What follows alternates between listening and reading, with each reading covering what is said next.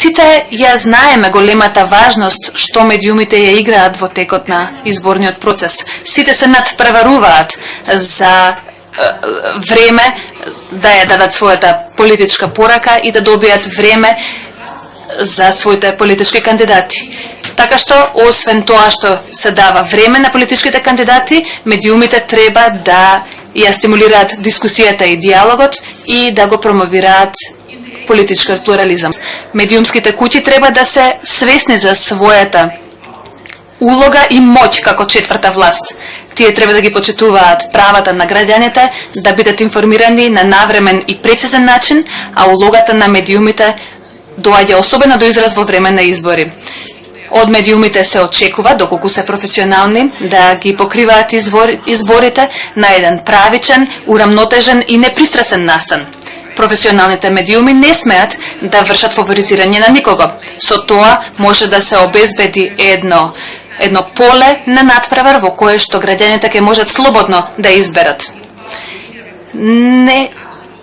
Правичното медиумско известување представува од суштинско значење за да се донесе информирана одлука од страна на граѓаните. Граѓаните мора да знаат од што треба да направат избор.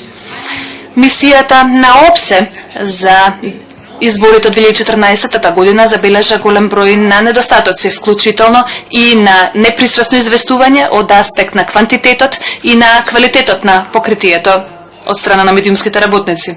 Со неколку сати пред распуштањето на парламентот, мислам дека треба да се фокусираме што може да направиме сега со цел да може да ги ефективно искористиме алатките што ни се денес моментално на располагање. По тоа мислам на релевантното законодавство како и на новинарскиот кодекс. Исто така зборувам и за повелбата за етичко известување во медиумите, како и етичките и професионалните принципи на МРТ за медиумско покривање на изборни процеси, што беше усвоено од страна на јавниот радиодифузер.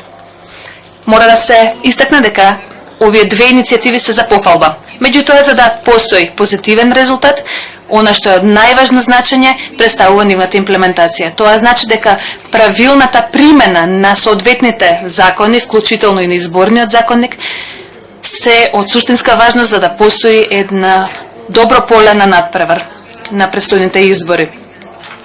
Почитувањето на сите оние обврски кои што се презема со подпишувањето на двете претходно наведени документи може да представува само една од гаранциите за кои што ќе имаме слободни и правични избори. Медиумите треба да успеат да направат еден деликатна рамнотежа, помеѓу тоа да бидат доследни со нивната уредувачка политика, меѓутоа истовремено ќе мора да известуваат на еден урамнотежен и правичен начин и ќе ги представуваат различните гледишта. А тоа може да се стори само со соодветното и правилното исполнување на сите оние релевантни документи.